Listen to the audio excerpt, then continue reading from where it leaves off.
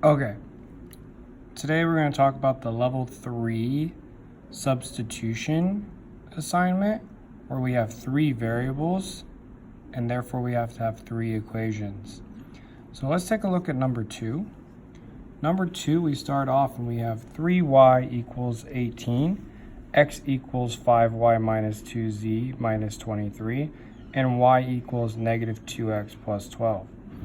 Well, just to start off the bat, I can take my 3y equals 18, and I can come in here and divide both sides by 3 and solve for y super quickly and get y equals 6.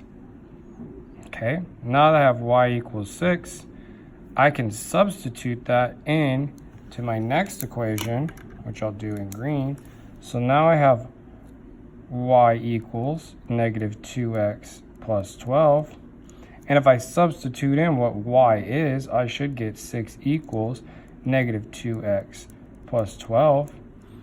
And so if I were to subtract 12 from both sides, like so, I would get negative 6 is equal to negative 2x.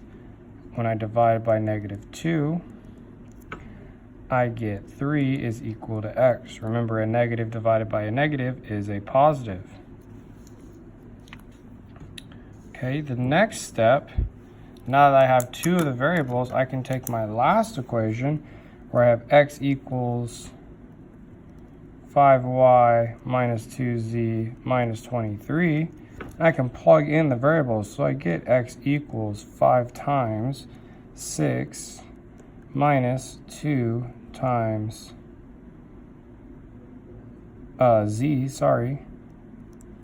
minus 23, and I'm going to replace x with 3 instead. So now I get 3 is equal to 30 minus 2z minus 23, combined terms, and I get 3 is equal to 27, just 7, minus 2z.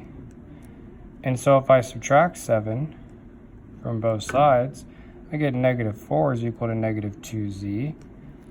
And if I divide by about negative 2 on both sides, I get z is equal to 2. Okay?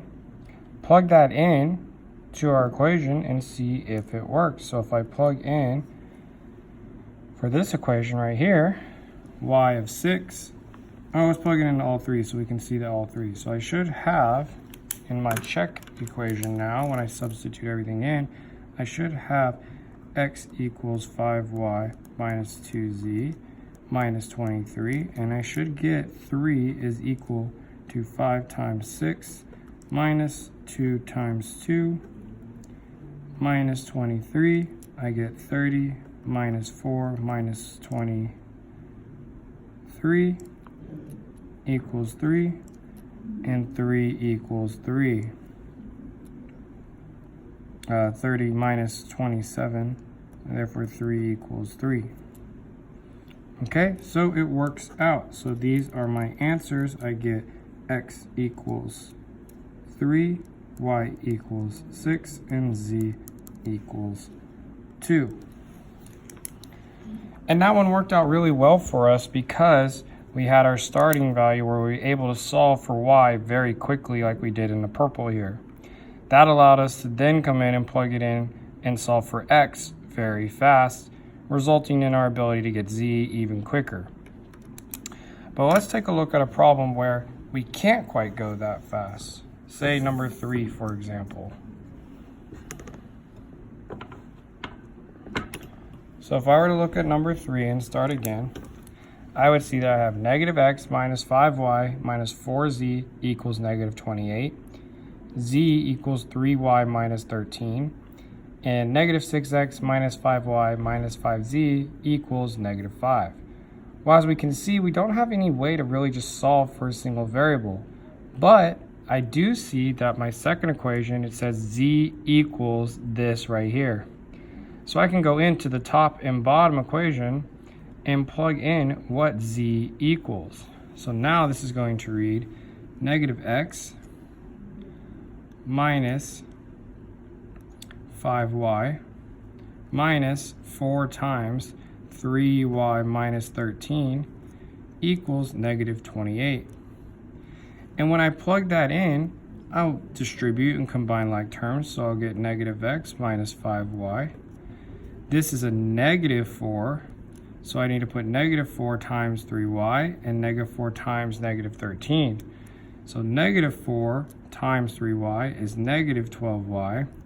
Negative 4 times negative 13 is positive 52, which is equal to negative 28. Now combine your terms. I have negative x minus 17y is equal to a negative 80. Okay, the next step is to do the same thing, but we're going to plug it into our other equation now, what z equals. So I have negative 6x minus 5y minus 5 times, what does z equal? 3y minus 13. That'll equals negative 5. So I get negative 6x minus 5y. Once again, I have a negative 5 that I have to distribute. So negative 5 times 3y is negative 15y. Negative 5 times negative 13 is negative 65. Sorry, positive 65. Negative 5 times a negative. That equals negative 5. So now I have negative 6x minus 5y is equal to negative 70. Oops, minus 5y minus 15y, so this should actually be 20y. Negative 20y. Okay? So now I have negative x minus 17y equals negative 80, and negative 6x minus 20y equals negative 70. So what I can do is I can solve for x here, and so that this is going to end up becoming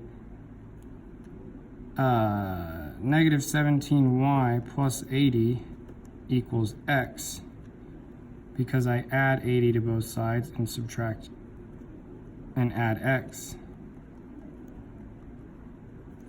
and get what's in blue. Well, now that I have that for x, I can plug it down here into this equation. So I will now get negative 6 times negative 17y plus 80 minus 20y equals negative 70.